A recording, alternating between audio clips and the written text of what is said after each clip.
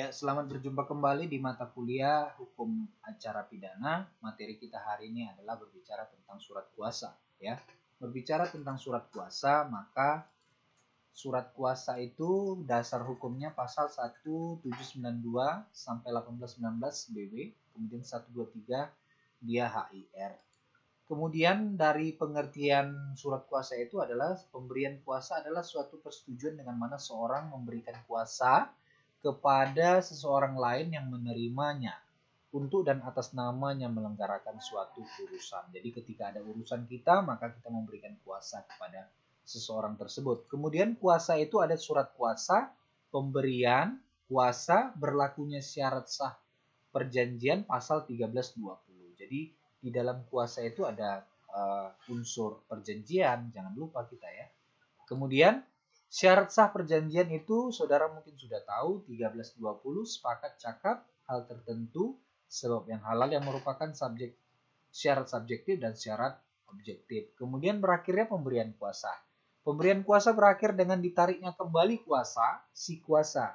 Kuasanya si kuasa artinya berakhir kuasa itu ketika pemberi kuasa menarik kuasanya kepada kita, kepada dirinya sendiri dengan pemberitahuan penghentian kuasanya oleh si kuasa, kemudian dengan meninggalnya pengampuannya atau pailitnya si pemberi kuasa maupun si kuasa. Ini diatur di dalam 1813. Jadi ketika si pemberi kuasa meninggal, berakhirlah kuasa. Kemudian pengampuannya, dia dalam pengampuan, padahal dia belum pernah diampu, berakhirlah kuasa. Pailitnya si pemberi kuasa atau bangkrut yang dinyatakan oleh suatu pengadilan, maka si kuasa akan berakhir.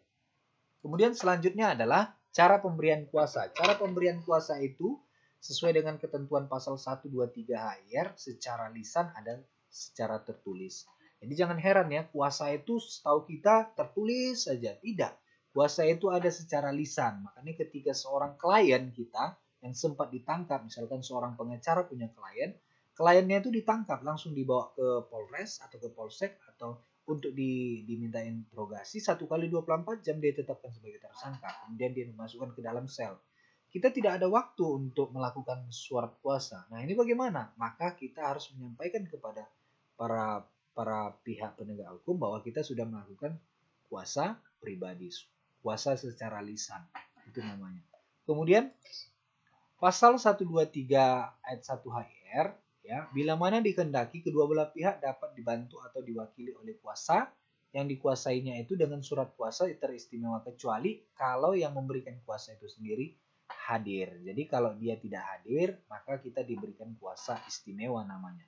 Kemudian penggugat dapat juga memberikan kuasa itu dalam surat permintaan yang ditandatangani dan dimasukkan menurut ayat pertama pasal 118, atau jika gugatan dilakukan dengan lisan menurut pasal 120 maka ya demikian itu harus disebutkan dalam catatan dibuat surat gugat ini dalam hal gugatan ya, kalau dia lebih ke keperdataan. Kemudian bentuk pemberian kuasa. Pemberian kuasa itu 1795 BW. Pemberian kuasa dapat dilakukan secara khusus. Kita harus tahu kuasa itu ada dua, ada kuasa khusus, ada kuasa umum ya. Kuasa khusus yaitu yang mengenai hanya satu kepentingan tertentu.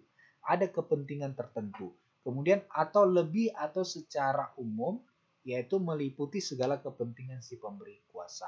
Jadi kalau dia kuasa khusus, kepentingan tertentu, umum yaitu meliputi segala kepentingan si pemberi kuasa.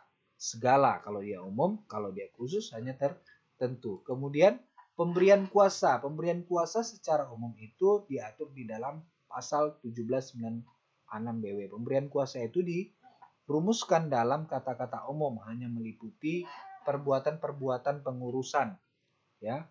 Kemudian contoh kuasa untuk mengambil uang di bank itu pemberian kuasa yang dirumuskan dalam kata-kata umum yang meliputi perbuatan pengurusan. Kemudian pemberian kuasa secara khusus itu pemberian kuasa yang dilakukan untuk melakukan suatu tindakan tertentu.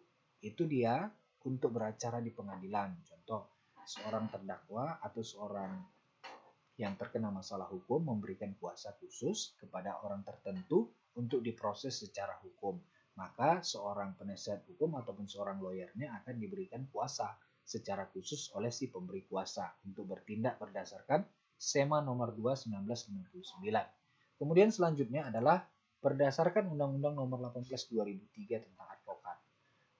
Dalam undang-undang tersebut, setiap orang yang dengan sengaja menjalankan profesi advokat dan bertindak seolah-olah advokat tetapi bukan advokat sebagaimana diatur dalam undang-undang ini dipidana dengan pidana. Pasal 3 syarat untuk dapat diangkat sebagai advokat warga negara bertempat tinggal. Artinya di sini perlu kehati-hatian bahwa kalau saudara bukan seorang advokat jangan mengaku-ngaku jadi seorang advokat ya. Kemudian selanjutnya di sini adalah syarat kuasa khusus berdasarkan pasal 1, 2, 3 HIR, yaitu syaratnya itu identitas dan kedudukan para pihak. Kemudian kompetensi absolut dan relatif. Kemudian pokok sengketa. Itu dia. Jadi yang boleh dikasih surat kuasa khusus itu hanya advokat yang tadi itu. Tapi kalau yang lain itu tidak bisa. Itu yang mau saya jelaskan di sini ya. Pemberian kuasa khusus itu hanya advokat. Kalau dia kuasa umum boleh orang pribadi hanya untuk kepentingan umum dia saja ya. Selanjutnya ini dia tadi berisi identitas. Kemudian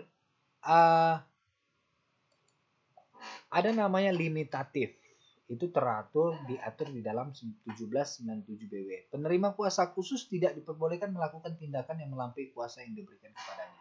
Artinya di situ di dalam surat kuasa harus dijelaskan secara jelas dan rinci. Pemberi kuasa memberikan kuasanya itu bertujuan untuk apa-apa saja, hal-hal apa saja, poin-poinnya apa-apa saja. Di luar hal-hal dan ketentuan poin-poin itu, maka itu yang dinamakan limitatif, melampaui kuasa yang diberikan kepadanya.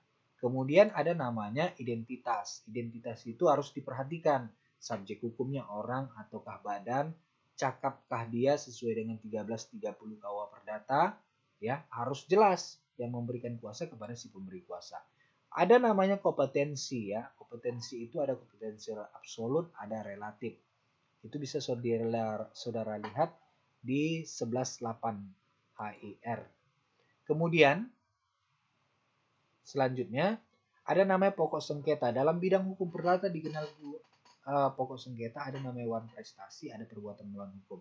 Tapi ini hanya untuk perdata saja. Kita fokus kepada hukum pidana. Hak-hak dari suatu, ini dia. Kita ke sini saja format surat kuasa. Format surat kuasa yaitu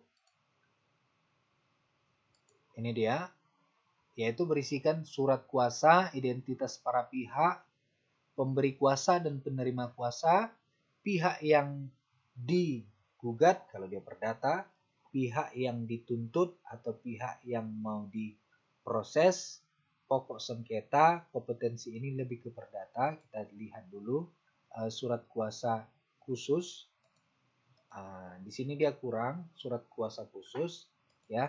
Jadi dari materi ini cobalah saudara cari, uraikan di dalam suatu buku binder, cari, uraikan jadi dari materi ini coba saudara cari, tulis di buku tinta biru ya, tulis dia, uraikan contoh surat kuasa khusus, contoh surat kuasa umum.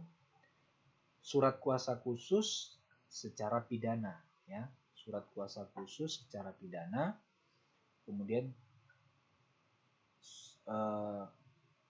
secara umum perdata. Tapi kita nggak usah ke perdatanya. Cobalah dia buat satu contoh surat kuasa khusus, itu aja.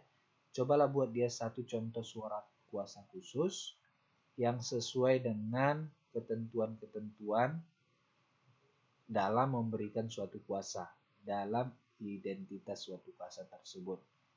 Hal-hal apa saja, tuliskan di dalam buku Anda, kemudian foto, PDF-kan dan kirim ke forum tugas ini.